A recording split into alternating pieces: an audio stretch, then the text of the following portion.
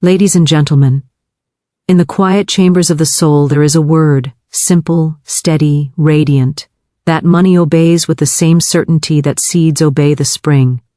It is the sacred word spoken not with the lips alone, but with the deep, unwavering conviction of the heart. When uttered from the inner sanctuary, this word becomes a spiritual command, a divine decree that opens channels where none seemed possible.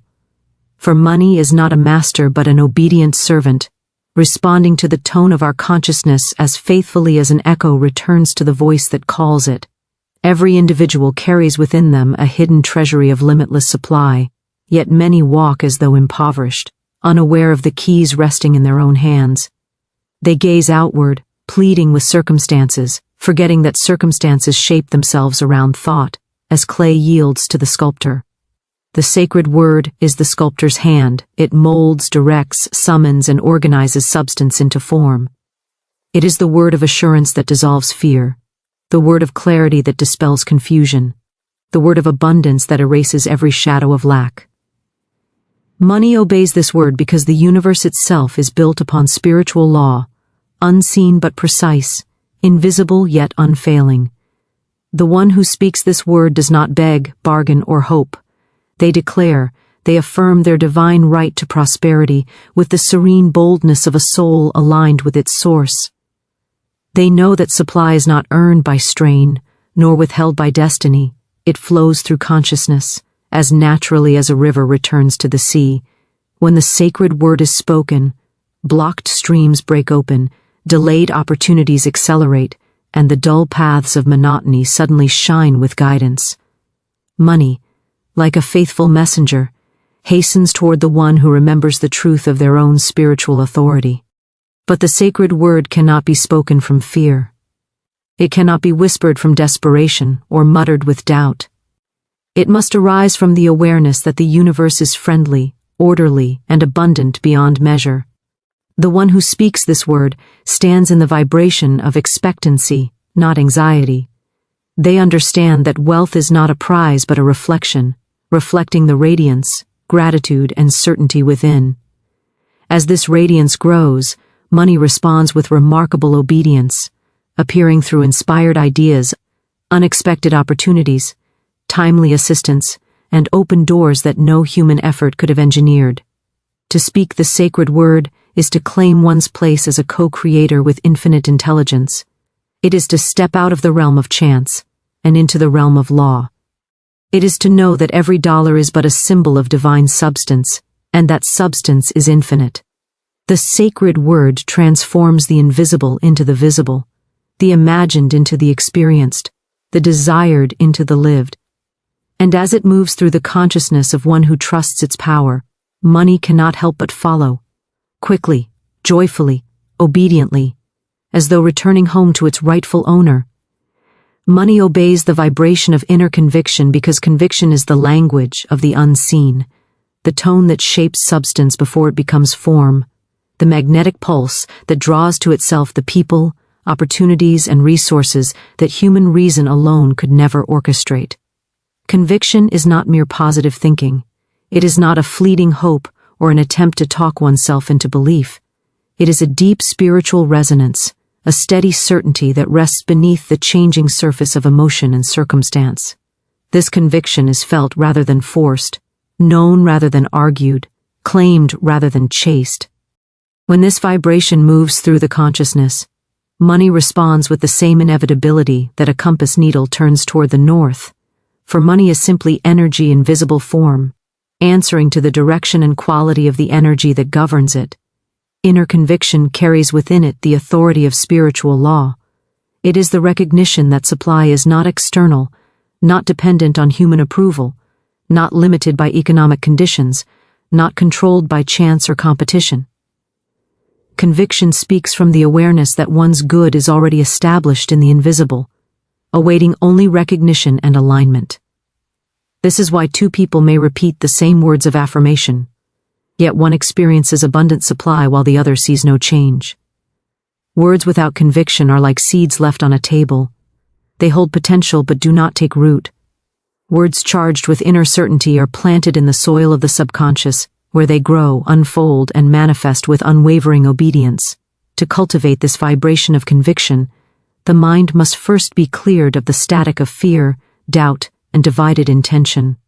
Fear is the great jammer of spiritual signals, the fog that distorts the clarity of divine communication. When fear speaks, it says, "What if it does not work? What if I fail? What if there is not enough?" But conviction speaks with quiet authority. It is already mine by divine right. It comes to me through perfect channels. Nothing can prevent my good. The transformation from fear to conviction is not achieved through argument, but through alignment.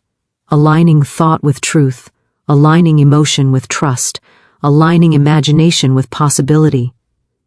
As this alignment becomes consistent, the vibration strengthens and begins to radiate into the world, drawing the corresponding forms of supply. Money responds not to struggle but to certainty. Many labor endlessly, hoping their effort alone will earn security, yet remain inwardly anxious, doubting their worthiness or fearing scarcity. Their outer work is disconnected from their inner vibration, and so the results fluctuate unpredictably.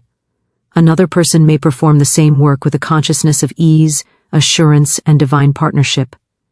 And money flows steadily to them because their conviction has created a magnetic field that invites prosperity rather than chases it. Money gravitates toward those who expect it with calm confidence. For expectation is a form of spiritual permission, and conviction is the force that sustains that expectation. Inner conviction reshapes the atmosphere of the mind. It dissolves the old patterns of lack that have been inherited, absorbed, or unconsciously repeated for years. It dismantles the belief that money is difficult to obtain or that one must compromise, struggle, or shrink to receive supply. Conviction carries a higher knowing that abundance is natural, effortless, and divinely supported when one's inner world is harmonized with truth. This knowing does not depend on visible evidence. In fact, it often emerges before any outward sign appears. It is the light that shines ahead of manifestation, guiding the way, attracting the supply, preparing the channels. Those who possess this conviction often describe a sense of inner solidity, as though something immovable has taken root within them. They no longer feel tossed about by financial ups and downs because they know that their supply comes from a spiritual source that cannot be exhausted. They walk through daily life with a quiet assurance, a subtle radiance that others can sense even if they cannot name it. This radiance communicates to the universe, "I am ready. I am receptive.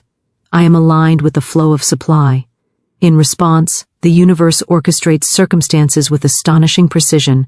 A forgotten debt is repaid, a new opportunity appears, a door opens that had been closed for years, a creative idea arrives in perfect timing. These events may seem accidental to the untrained eye, but to the one who holds inner conviction, they are simply the natural movement of divine substance. Conviction transforms one's relationship with money itself. It removes the fear that money may run out, the anxiety that one must cling to every dollar, the distrust that whispers there is never enough. Instead, conviction creates a sense of freedom and fluidity. Money is seen not as a master but as a tool, a channel of expression, a carrier of good. When money is used with gratitude and confidence, it returns multiplied, for the vibration that guides its circulation is generous and expansive. Those who spend from fear send out a message of scarcity, but those who spend from conviction send out a message of trust, and trust magnetizes increase. Inner conviction also sharpens intuition, allowing guidance to come swiftly and clearly. The one who vibrates with certainty finds themselves inspired to take actions that lead directly to greater supply.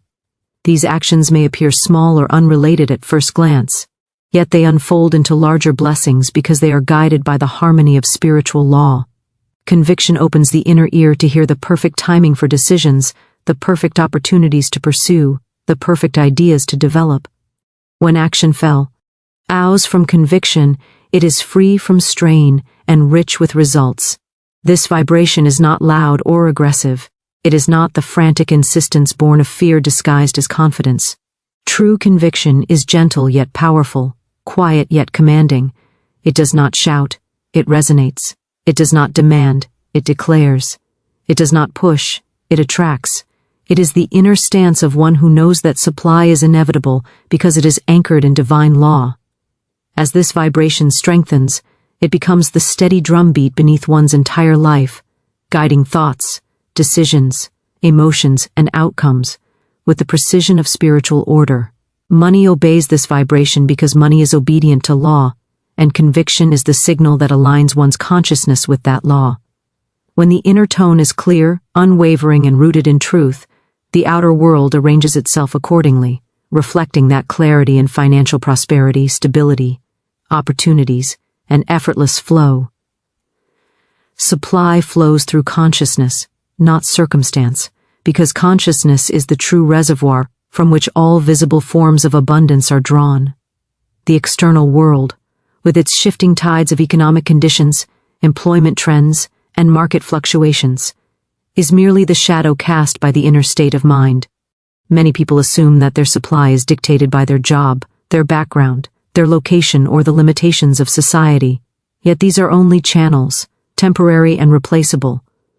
The real source lies within, in the spiritual consciousness that determines what one allows, expects, and accepts. When consciousness is aligned with abundance, supply appears through the most natural and harmonious avenues.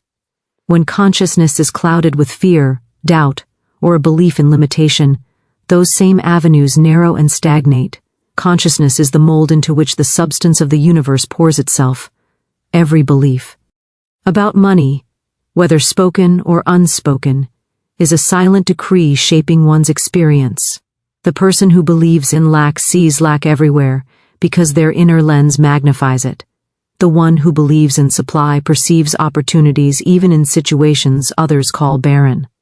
Two individuals may stand in the same environment, yet one finds prosperity while the other encounters barriers, not because life plays favorites, but because consciousness determines what is recognized and received. Supply does not flow according to logic, but according to spiritual law, and that law responds to the inner vibration far more than to the outer setting. To understand that supply flows through consciousness is to recognize that abundance is not something chased, but something allowed. It is not something forced through effort, but something invited through alignment. When the mind releases its grip on worry and grasps the truth of divine provision, it becomes a channel through which supply can move freely. Fear clogs this channel, doubt weakens it, resentment blocks it, but gratitude, trust, and expectancy widen it. The moment one shifts from anxiety into assurance, from striving into knowing, the current of supply begins to move with fresh strength, finding paths that may have been invisible only moments before. Circumstances often appear as though they have the power to dictate supply, but they are only the outer shell of life, not its essence. A job may end, a business may slow, an investment may falter, yet these events do not diminish the infinite reservoir of spiritual substance available to the individual. They merely signal that consciousness is ready for a new channel. Those who cling desperately to old channels often experience prolonged struggle because they confuse the channel with the source. The person who understands that supply comes from within moves through change with EQ. Unanimity. They know that if one door closes, consciousness will open another, and often a better one, because the universe abhors a vacuum where faith resides. Consciousness determines not only the amount of supply, but the manner in which it arrives. A consciousness of strain creates strain in financial experience, making every dollar feel hard-won. A consciousness of ease attracts supply through peaceful and harmonious means. A consciousness of unworthiness repels abundance, while a consciousness of divine right magnetizes opportunities that affirm one's value. Money does not respond to desperation or urgency. It responds to inner certainty. It flows toward those who have aligned their thoughts and emotions with the truth that abundance is natural, rightful, and divinely supported. Much of the world's struggle with supply arises from the mistaken belief that outer conditions must change before inner peace can be found. Yet the reverse is true. When inner harmony is established, outer circumstances reorganize themselves. A person may seek to increase income, reduce debt, or find new opportunities, but if their consciousness remains filled with fear, resentment, or hopelessness, their efforts produce little lasting change. Conversely, when consciousness is elevated, even slightly, life responds. New ideas arrive. Companions offer assistance. Unexpected sources of income emerge, and paths once obscured become clear. The outer world becomes malleable in the hands of an inner world aligned with truth. Supply flows through consciousness, because consciousness is creative. Every thought impresses upon the invisible substance of the universe, forming patterns that later materialize as events, circumstances, or opportunities. If one continually holds thoughts of limitation, the universe mirrors that belief with limited experiences. If the mind dwells on abundance, the universe mirrors that with increased supply. This is not wishful thinking but spiritual law in operation, as consistent as gravity and as impartial. It does not judge whether one thinks positively or negatively, it simply returns the equivalent of the vibration it receives. The key to abundant supply lies in cultivating a consciousness rich in faith, gratitude, clarity, and expectation. Faith opens the door to unseen provision. Gratitude multiplies what is already present. Clarity focuses the mind on what is wanted rather than what is feared. Expectation draws the desired outcome nearer by preparing a place for it mentally. These qualities create a fertile inner environment where the seeds of supply can root and flourish. Without them, even great effort can yield little, because the soil of consciousness remains inhospitable to increase. Supply flows through consciousness, because consciousness determines one's relationship with the universe. When one feels separate, unsupported, or alone, supply appears scarce, because the mind has constructed barriers against the flow. When one feels connected to the infinite intelligence that governs all life, supply appears abundant, because the mind is open to receive. This connection is not created through ritual or striving. It is revealed by recognizing the truth that divine provision is already present, already active, already seeking expression through the individual. Circumstances cannot override consciousness for long. Even if one temporarily receives money through external means alone, if the inner belief is rooted in lack, the money will slip away through unforeseen expenses, poor decisions, or missed opportunities. Likewise, a person with a consciousness of abundance may face temporary setbacks, yet supply inevitably returns to them through new channels, often with greater strength than before. The inner state always wins in long run, shaping life with precision even when the outer world seems contrary. Supply flows through consciousness because consciousness anchors the individual in the spiritual rather than the material. When the mind is anchored in truth, it becomes calm, receptive, and intuitive. This quiet receptivity allows guidance to flow easily. Ideas arrive that lead to increase, often with a sense of ease and inspiration. People appear who serve as channels of blessing. Circumstances arrange themselves with remarkable synchronicity. This unfolding is not coincidence but the natural movement of supply through a consciousness aligned with its own infinite source. When one understands that supply flows through consciousness, life becomes less about striving and more about aligning, less about forcing and more about allowing, less about reacting to circumstances and more about cultivating the inner state that shapes those circumstances.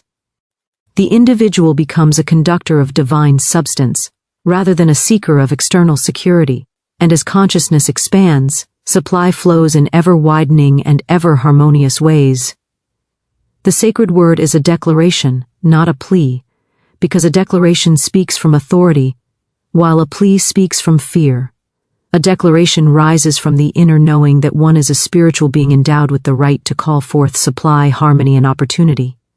A plea, on the other hand, comes from the belief that one must convince the universe, persuade fate, or bargain for blessings. When one declares, one aligns with the truth of divine law. When one pleads, one aligns with the illusion of lack. The difference between the two may seem subtle in speech, but in consciousness, they stand worlds apart. A declaration is the voice of certainty. It carries the tone of someone who already sees the invisible good taking shape. It does not ask, "Will this happen for me?" but states, "This is already mine in the realm of spirit." The universe responds not to begging but to recognition. It unfolds in accordance with the vibration of faith, not the tremors of fear. When the sacred word is spoken as a declaration, it becomes a spiritual decree that arranges circumstances with quiet precision. It sends out a clear signal.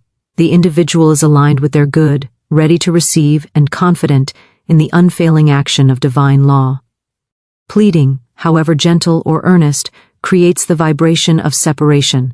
It implies that what is desired is distant and difficult, that one must earn it, qualify for it, or convince a higher power to grant it.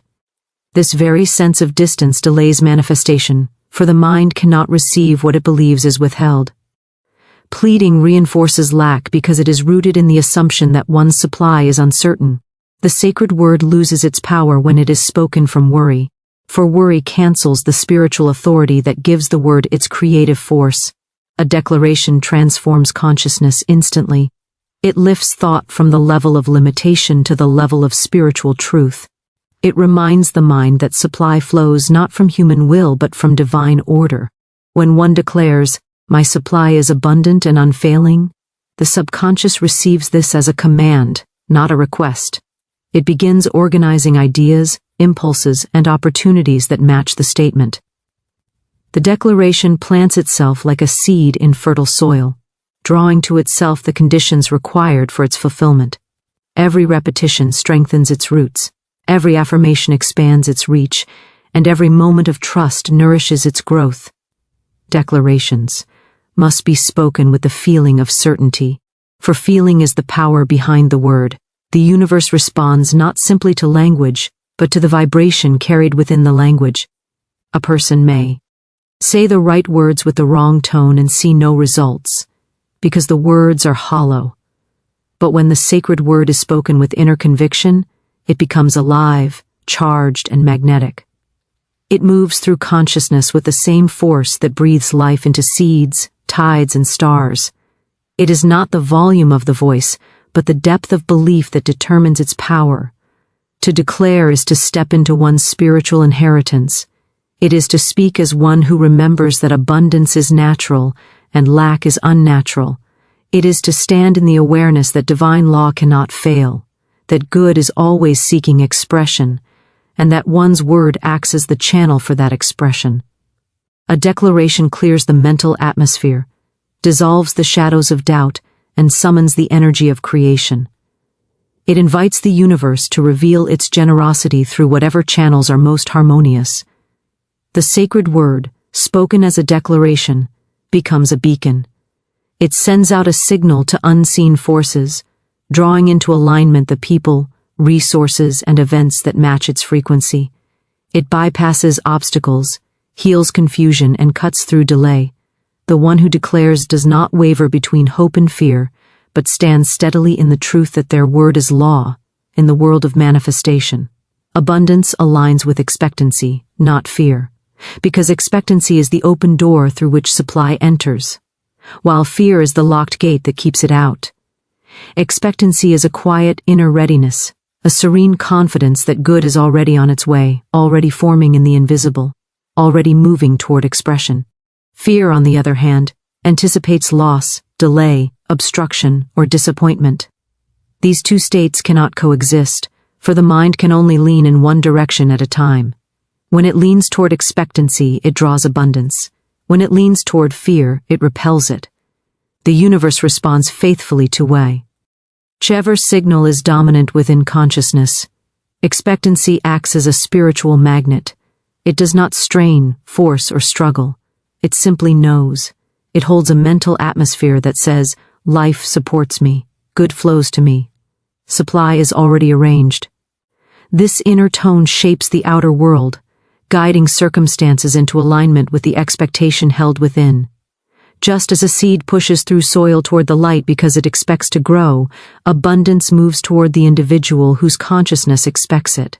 The vibration of expectancy is calm but powerful. It creates a sense of inner spaciousness where ideas can take root, where intuition can speak, and where inspiration can appear with perfect timing. Fear, however, compresses the mind. It contracts thought and closes the avenues through which guidance can come. Fear imagines worst outcomes, constructs barriers in the imagination, and constantly prepares for disaster. This mental rehearsal of lack becomes a command to the subconscious, which then mirrors that belief in outward experience. Fear is not merely an emotion, it is a creative force that brings forth the very conditions it dreads. The more one worries about scarcity, the more scarcity appears. The more one anticipates difficulty, the more difficulties multiply. Fear does not protect, it manifests the shadows it dwells upon. Expectancy places one in rhythm with divine supply. It allows the individual to move through life with openness, confidence, and receptivity. When one expects good, opportunities become visible that previously went unnoticed. Ideas arrive more freely because the mind is no longer tangled in anxious predictions. A person who expects abundance carries an atmosphere of assurance that others can sense, and doors often open simply because of the energy they exude. The world mirrors their inner certainty by offering cooperation, assistance, and unexpected blessings. Expectancy calls forth the hidden generosity of the universe. Fear creates an opposite rhythm. It keeps the individual in a state of grasping, guarding, or doubting. This vibration creates tension, and tension obstructs flow. When the mind is filled with fear, even blessings may slip by unnoticed or unaccepted. Opportunities may appear, but fear interprets them as risks. Resources may be available, but fear insists they are insufficient. People may offer help, but fear mistrusts their motives. Fear narrows life into tight corners, while expectancy expands it into open spaces. Expectancy is not forced optimism, it is spiritual awareness. It springs from the knowledge that abundance is a natural law, not a lucky accident. It arises from understanding that the invisible realm is always working in one's favor when one aligns with its harmony. Expectancy is the attitude of one who walks with the certainty that they are guided, supported, and upheld by a power greater than circumstance. It transforms waiting into preparation, uncertainty into possibility, and desire into unfolding expression. As one cultivates expectancy, the inner dialogue begins to shift. Thoughts of limitation lose their authority. Doubt fades in the presence of growing clarity. The subconscious becomes attuned to increase and begins generating ideas and impulses that lead toward prosperity. Actions become more inspired, less reactive. Decisions arise from intuition rather than intimidation. The whole inner landscape changes its tone, and life responds accordingly. Abundance aligns with expectancy because expectancy is the mental invitation that allows abundance to enter. It signals readiness, receptivity, and trust in divine timing. It says to the universe, "I am prepared to receive," and the universe answers. Spiritual law governs prosperity with unfailing precision because the universe operates according to order, not chaos, and abundance is a natural expression of that order. Prosperity is not a matter of luck, chance, or coincidence. It is the result of alignment with the invisible principles that shape all visible outcomes. Just as gravity does not waver depending on mood or circumstance, spiritual law does not fluctuate according to personal situations or emotional tides. It is constant, exact, and perfectly responsive to the consciousness that invokes it. When one understands this, prosperity becomes less of a mystery and more of a mastery. Spiritual law functions as the blueprint behind all manifestation. It governs how thoughts attract their equivalents, how beliefs mold experience, how expectations draw outcomes, and how words set creative forces into motion. Every thought that passes through the mind is a seed, and spiritual law ensures that each seed produces after its kind. If the seed is one of abundance, increase follows. If the seed is fear, lack follows. The law does not judge the seed, it simply produces in alignment with it. This precision can seem harsh to those who fear their own thoughts. But it is actually the greatest assurance, for it means anyone can redirect their life by redirecting their consciousness. Prosperity responds not to the outer hustle or strain, but to the inner acceptance of abundance as one's rightful expression. When consciousness aligns with this truth, when it becomes anchored in faith rather than fear, the law acts swiftly. Opportunities emerge, resources gather, and pathways open with an elegance that seems almost miraculous. Yet nothing miraculous has occurred, only law fulfilling its own nature. Prosperity feels miraculous to those who do not understand its principles, but to those who do, it is simply the natural result of alignment. The precision of spiritual law means that prosperity cannot be obstructed by other people, circumstances, or external conditions. It cannot be withheld by competition, denied by markets, or ruined by temporary setbacks. These are all outer forms, and outer forms are rearranged easily when consciousness is aligned with truth. The individual is never dependent on one channel because law contains infinite channels. When one closes, another opens, not because of luck, but because spiritual law seeks expression through the path of least resistance. Consciousness determines that path, and the law follows. This precision explains why forced effort, worry, and grasping do not yield lasting prosperity. These actions stem from the belief that one must work against the flow, push against limitation, or outmaneuver circumstances. But spiritual law does not respond to struggle, it responds to inner clarity. A mind clouded with tension sends contradictory signals, confusing the law with mixed intentions. A mind at peace, however, sends a single steady message. The law responds to that message with accuracy, bringing forth experiences that match its frequency. To work with spiritual law is to cooperate with the deepest rhythms of the universe. It is to trust that abundance is already established in the invisible and seeks to manifest through the individual in the most harmonious way. This trust is not passive, it is active alignment. It involves choosing thoughts that affirm abundance, speaking words that support prosperity, and directing imagination toward expansion rather than contraction. Each of these actions signals to the law the blueprint one wishes to see expressed. Prosperity governed by spiritual law is stable because it is inwardly generated. It does not depend on trends, predictions, or external validations. It flows from a consciousness that knows its source is infinite. This inner certainty becomes a steady foundation that does not waver when outer appearances change. Even during moments of transition, the individual anchored in spiritual law remains calm, knowing that the law has already arranged the next step, the next channel, the next unfolding of supply. The precision of spiritual law also ensures that prosperity arrives in the right form, at the right time, and through the right channels. It may not always appear the way the mind expects, but it always arrives in the way that best serves the individual's growth, freedom, and highest good. When one releases rigid expectations and trusts the law, life becomes a cooperative unfolding rather than a battlefield of effort. Spiritual law governs prosperity with such unwavering reliability that once this truth is accepted, fear loses its power and abundance becomes a natural expression of everyday life.